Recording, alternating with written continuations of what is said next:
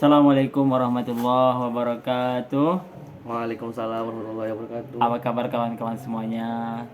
Semoga dalam keadaan sehat-sehat saja. Baiklah, saya Ahmad Gunawan dan di sebelah saya ada Rahmat Iqbal.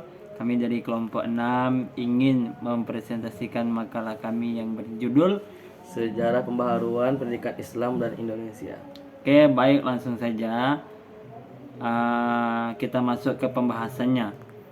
Melatar belakangi munculnya pembaharuan di Indonesia, pendidikan Islam di Indonesia ini, tercatat beberapa nama ulama yang besar yang berperan sebagai pembaharuan bidang pendidikan Islam yang muncul di Timur Tengah seperti Muhammad Ali Pasha, Jamaluddin Al-Afghani, Muhammad Abduh, Rashid Ridho dari Mesir. Kemudian juga ada nama Muhammad Iqbal dari India dan sebagainya. Kemudian penemuan-penemuan baru di bidang ilmu, pengetahuan dan teknologi muncul di Eropa, misalnya dalam bidang mesin, listrik, radio, yang semuanya itu menunjang semakin kuatnya Eropa terhadap dunia timur, bahkan sampai ke Indonesia. Dunia jadi berbalik, dunia timur terpukau dan terbius kemajuan yang dialami Eropa. Dalam membuka mata kaum muslimin akan kelemahan dan keterbelakangannya, sehingga akhirnya timbul berbagai macam usaha pembaharuan dalam segala bidang kehidupan untuk mengejar ketertinggalan dan keterbelakangan, termasuk usaha-usaha di bidang pendidikan. Adapun mereka yang mengemukakan opini kebangkitan dengan mengacu kepada tema yang sama, yaitu satu, mengembalikan ajaran Islam kepada unsur-unsur aslinya dengan bersumberkan kepada Al-Quran, hadis, dan membuang segala bid'ah, khurafat, tahayul, dan mistik. Kemudian yang kedua menyatakan dan membuka hati pintu ijtihad setelah beberapa abad dinyatakan ditutup. Secara garis besar, ada beberapa faktor yang mendorong terjadinya proses pembaharuan pendidikan Islam. Yang pertama, faktor internal, yaitu faktor kebutuhan pragmatis umat Islam yang sangat memerlukan satu sistem pendidikan yang sangat betul-betul yang bisa dijadikan rujukan kembali. Kemudian yang kedua, faktor eksternal, yaitu adanya kontak Islam dengan Barat juga merupakan faktor terpenting yang bisa kita lihat.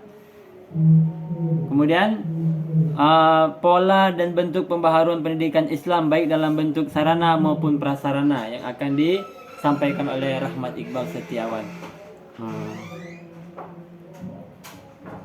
Baiklah, pola dan bentuk pembaharuan pendidikan Islam baik dalam bentuk sarana dan maupun prasarana. 1. Pola.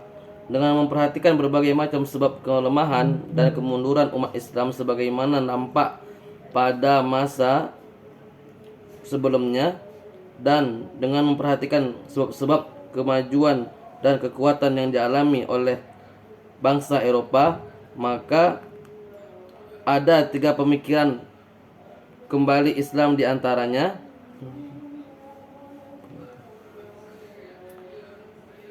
A. Pola pembaharuan pendidikan Islam dan berorientasi kepada pola pendidikan modern di Eropa. Pada pendidikan modern di Barat, pada dasarnya berpandangan bahwa sumber kekuatan dan kesejahteraan hidup yang dialami oleh Barat adalah sebagai hasil dari perkembangan ilmu pengetahuan dan teknologi modern, di mana semua itu merupakan pengembangan ilmu pengetahuan dan kebudayaan yang berkembang di dunia Islam. Atas dasar demikian, maka untuk mengembalikan kekuatan dan kejayaan umat Islam, sumber kekuatan dan kesejahteraan tersebut harus dikuasai kembali. Kemudian ada pola pembaharuan pendidikan Islam yang berorientasi pada sumber ajaran Islam yang murni. Pola ini berpandangan bahwa sesungguhnya Islam sendiri merupakan sumber bagi kemajuan dan perkembangan peradaban dan ilmu pengetahuan modern, di mana Islam sendiri sudah penuh dengan ajaran-ajaran yang pada hakikatnya mengandung potensi untuk membawa kemajuan dan kesejahteraan serta kekuatan umat Islam. Menurut pola ini, di antara sebab kelemahan umat Islam adalah karena mereka tidak ingin melaksanakan ajaran Islam secara semestinya. C.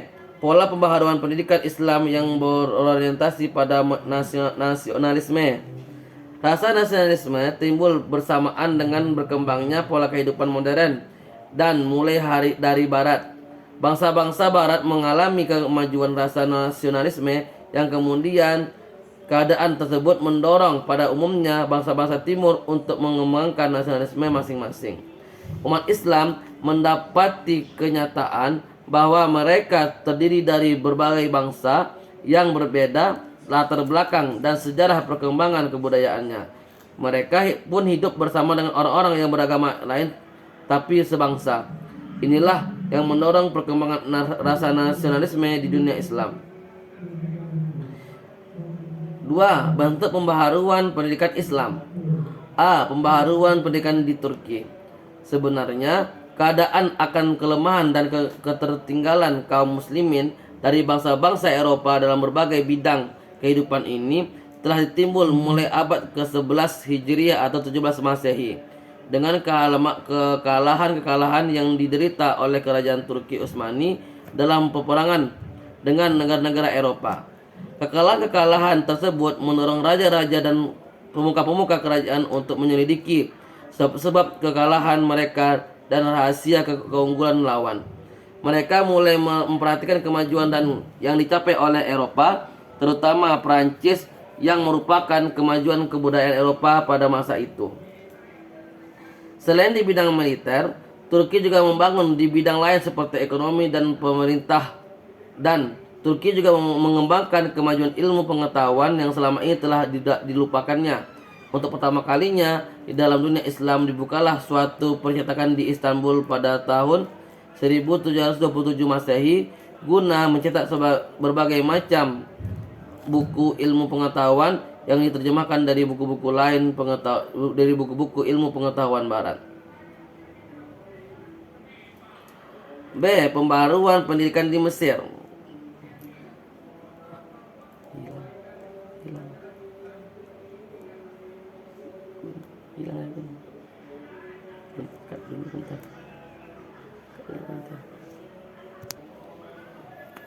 C. Implikasi atau pengaruh pembaharuan pendidikan Islam terhadap modernisasi madrasah di Indonesia. Pada awal abad ke-20, pendidikan Islam di Indonesia mengalami babak baru dalam sejarah, yaitu masa pembaharuan. Pembaharuan dalam pendidikan Islam adalah salah satu jawaban terhadap kekuasaan dan dominasi Eropa. Respon di pendidikan berupa penolakan adaptasi ataupun sampai kepada akulturasi dan pembaharuan dengan akibat masing-masing. Setelah diketahui sistem pendidikan, maka dapat dicermati beberapa perubahan yang terjadi di antara lain pada satu, tujuan dan materi. Dan yang kedua, pada metode sarana. Dan yang ketiga, pada evaluasi. Oke. Kemudian terakhir penutup, dari kesimpulan paparan di atas dapat ditarik kesimpulan bahwa pembaharuan pendidikan Islam akan memberi pengertian bagi kita sebagai suatu upaya melakukan proses perubahan kurikulum, era, metodologi, situasi, dan pendidikan Islam dari yang tradisional atau ortodoks ke arah yang lebih rasional dan profesional sejalan dengan perkembangan ilmu pengetahuan dan teknologi saat ini. Secara garis besar, ada beberapa faktor yang mendorong terjadinya perubahan pendidikan Islam, yaitu faktor internal dan faktor eksternal.